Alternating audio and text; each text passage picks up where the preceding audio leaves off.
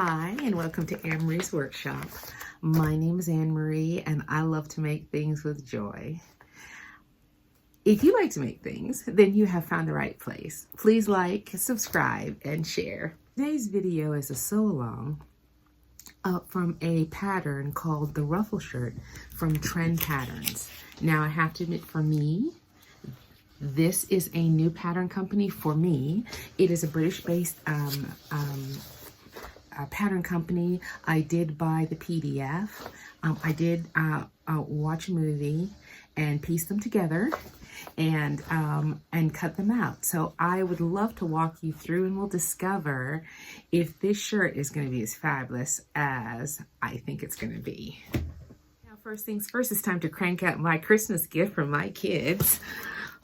All 10 seasons of Law and Order Criminal Intent. So much sewing is going to happen because of this. So with this set, I'm going to start at the beginning, and maybe by June, I'll be on the last season. So next year, I'm asking for Law and Order, just plain vanilla. Now, that's got to be...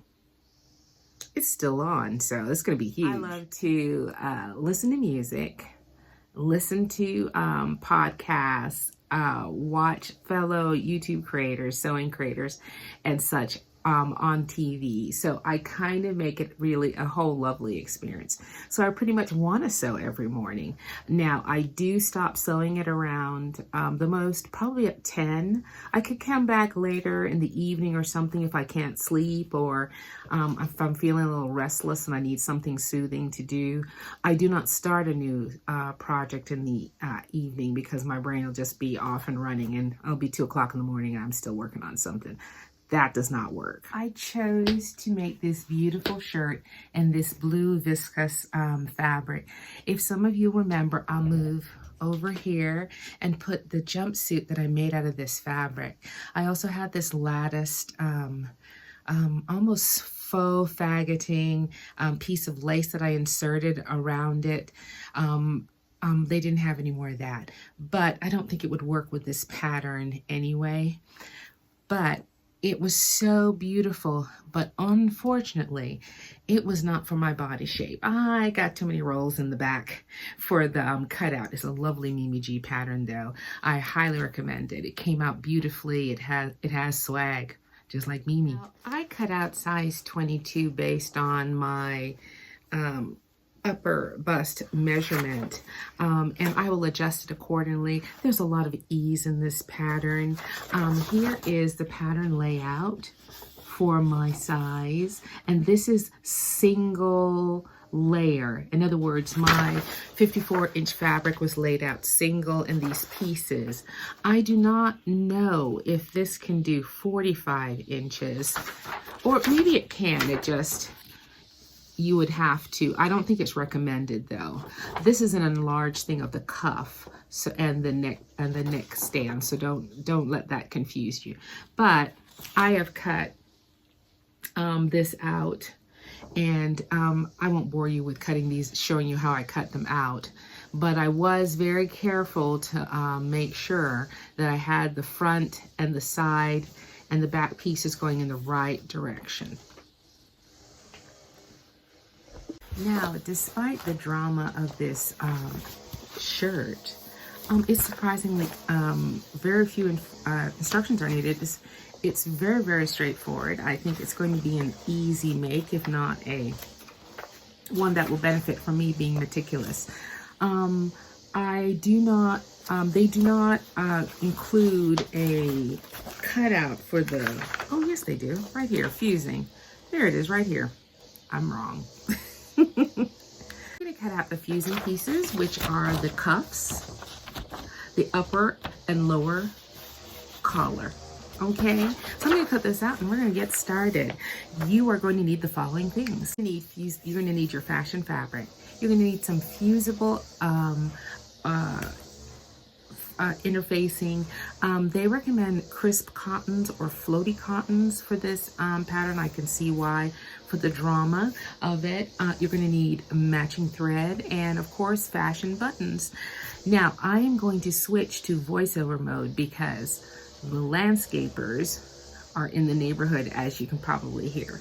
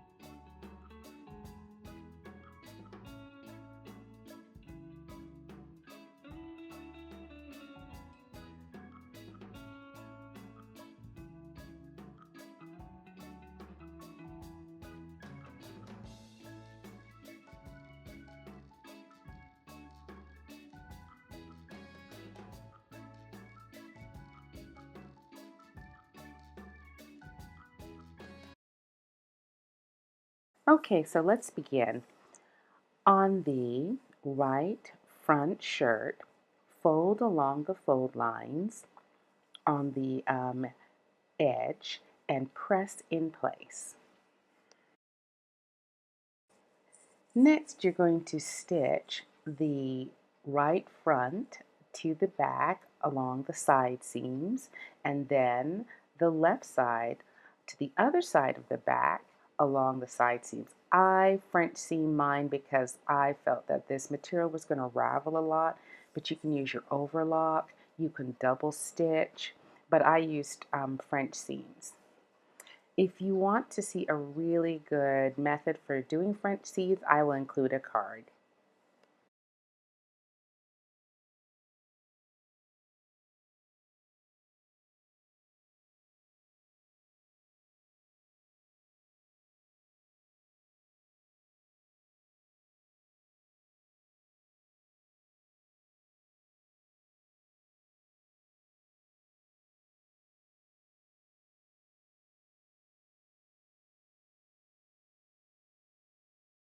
This is your final finish with the French seam.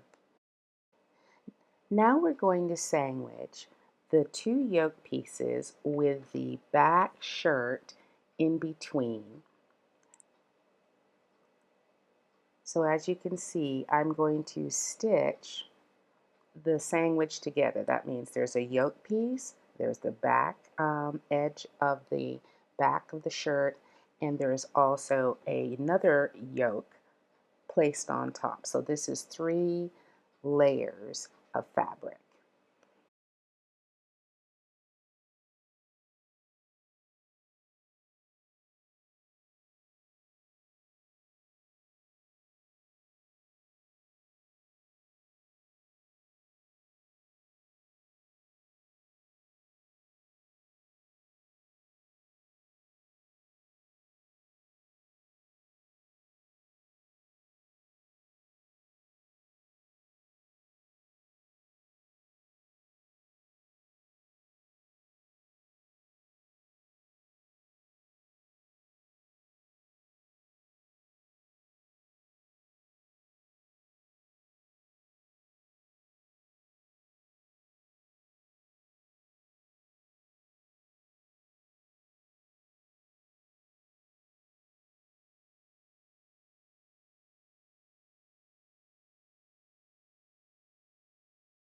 Now this is my method of attaching the shoulder yokes to the shirt front and back.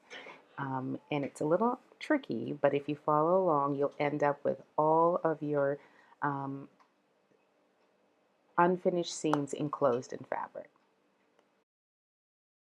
Open up your yoke pieces and press them flat. Now, on the inside of one of the yoke pieces, please attach your left and right front side of your shirt at the shoulders. It doesn't matter which yoke piece you use. What matters is that the yoke pieces, the right side is touching the right side of the left and the right front piece of the shirt.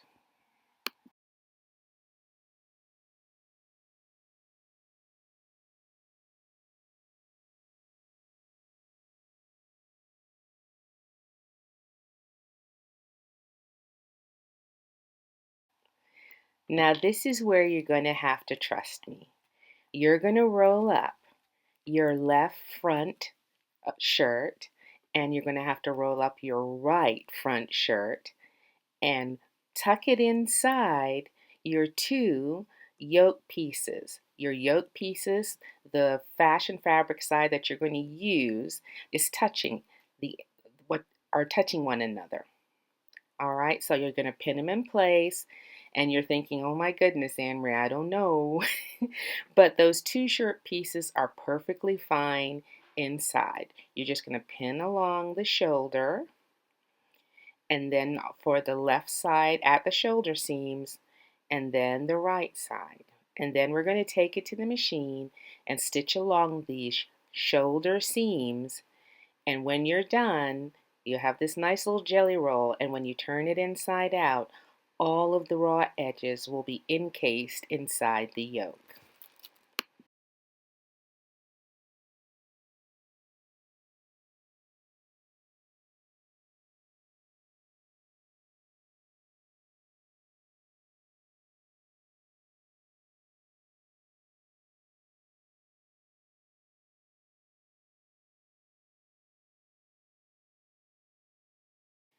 Now I have sewn both shoulder seams, the left and the right, and now I'm going to pull out the pins that I use. Now remember, there's also going to be pins on the inside where I attach the right and the left front and of the shirt to the other yoke. So let's see if this all works out. Okay, now we're going to turn it inside out. We're going to reach in and we're going to roll out. We can take some of these pins away as well and see if we end up with all of our raw edges encased inside of the yoke. Well, looks like one side is okay. Let's see the other side.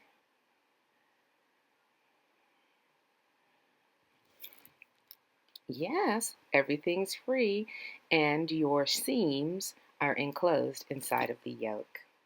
Yay!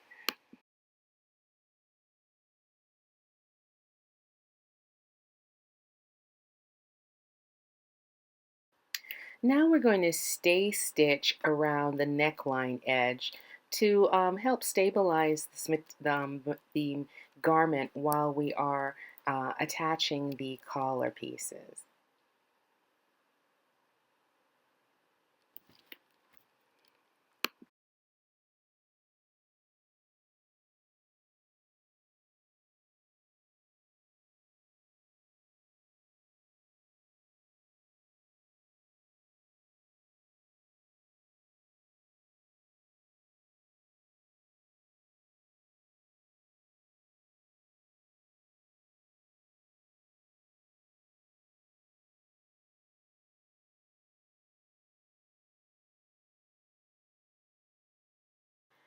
Now let's work on our sleeves.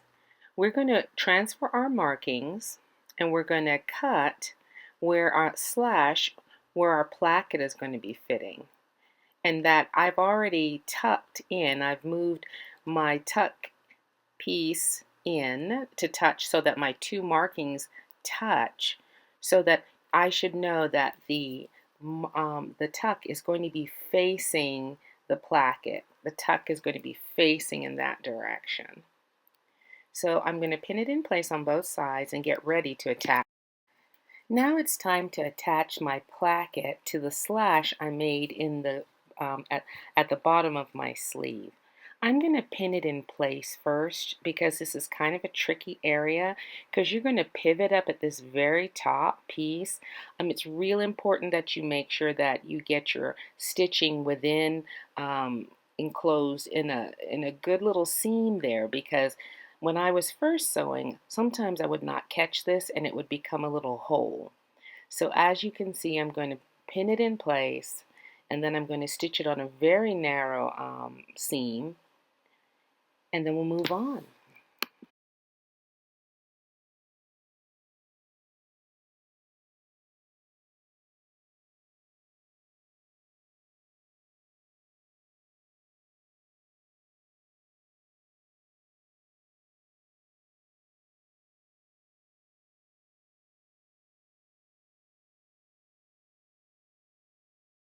Now that I've stitched my placket in place, I am going to fold over the other edge of the placket to cover my stitching, just touching it. And I'm going to use my iron to press it in place. Then I'm going to fold over, and you can either hand stitch this in place, or if you feel confident enough, you can turn it over after you've pressed it in place and stitch in the ditch on the other side. I decided to press my placket in place, and I used the stitch in the ditch method on the other side.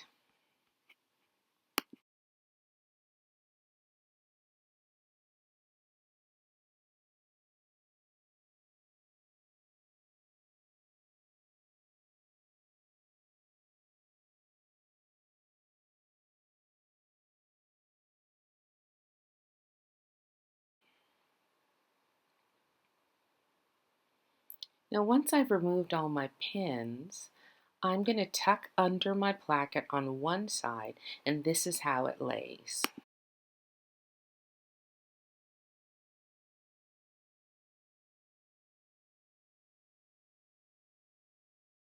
After a very good pressing, it looks very professional.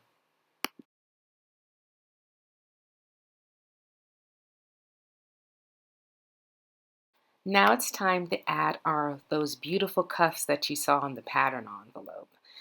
I folded my cuff piece in half, so I kind of have a line to show me where the halfway point on this cuff is. It's just a little memory thing. You don't have to do that if you don't want to. And I'm going to stitch both sides of the cuffs first along the seam.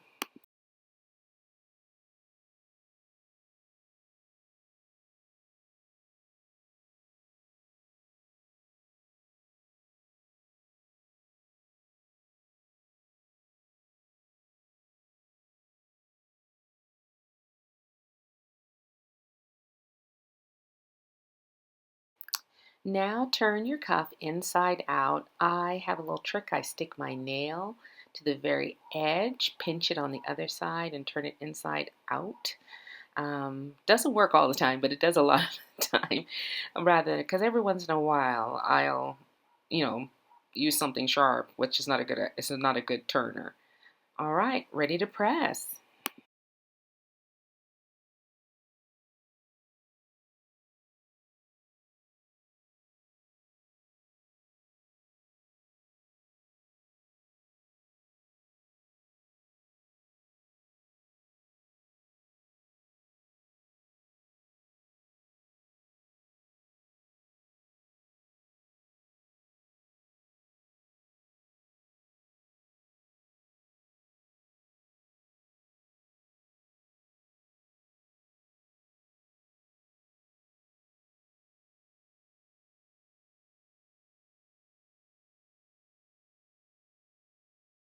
Now, in order to help in the attaching of my cuff to the end of my sleeves, I did press under the cuff edge maybe about seam width, so that I would have a line to follow as I attach the inside of my cuff to the inside, to the edge of my sleeve.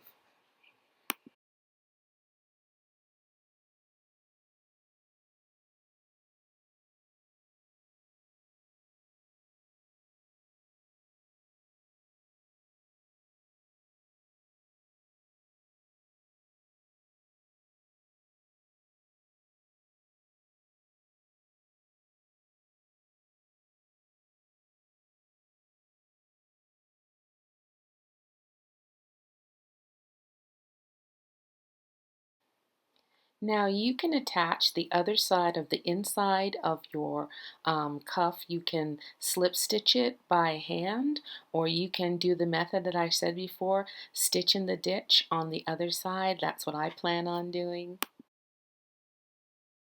Sleeve is done, and the stitch in the ditch method was very effective.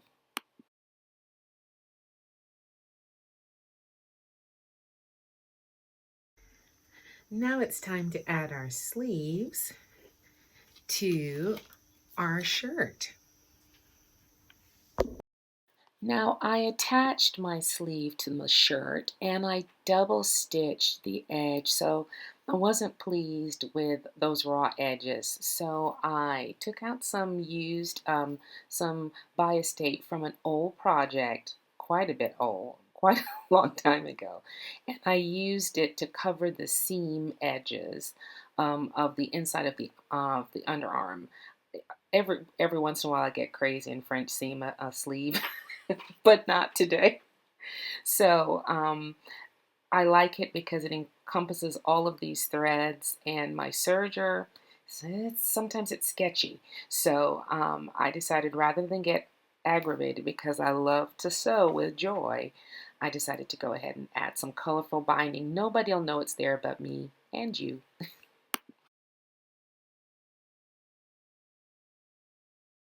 Now it's time to get our collar pieces together. I have my collar stand and my actual collar. Now, the collar is divided into upper collar and under collar. Okay, so I'm going to stitch them both together and we'll move on from there.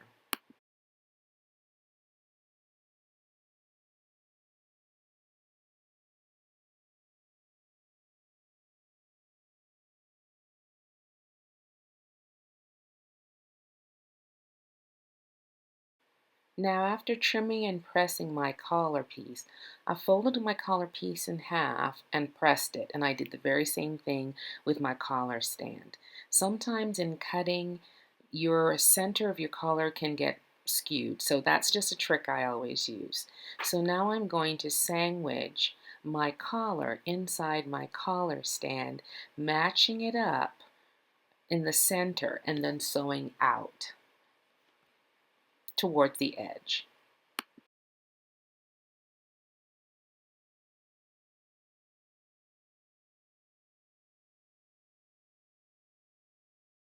After sewing my collar stand to the edge of the neckline of my shirt, I decided I was going to hand stitch, blind stitch, the inside collar stand to the inside of my shirt.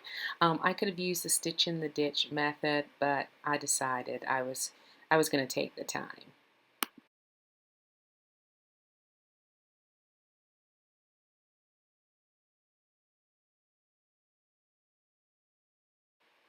With my collar secure, now it was time to baby hem all of the circular hems that were going to be attached to the bottom of this shirt. There's going to be 3 pieces that are going to be attached. Now be careful, I messed up and I had to take something apart and put it back together again.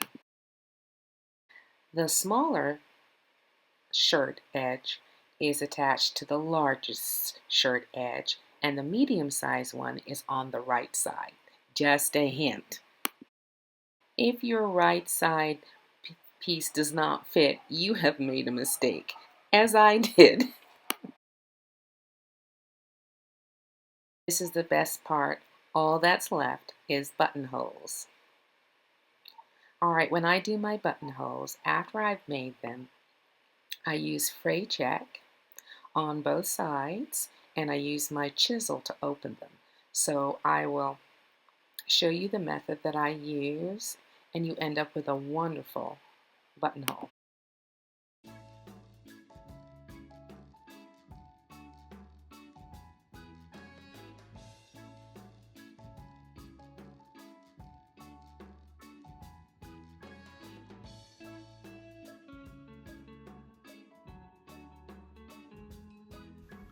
All right, she's all gassed up. Let's take her for a ride.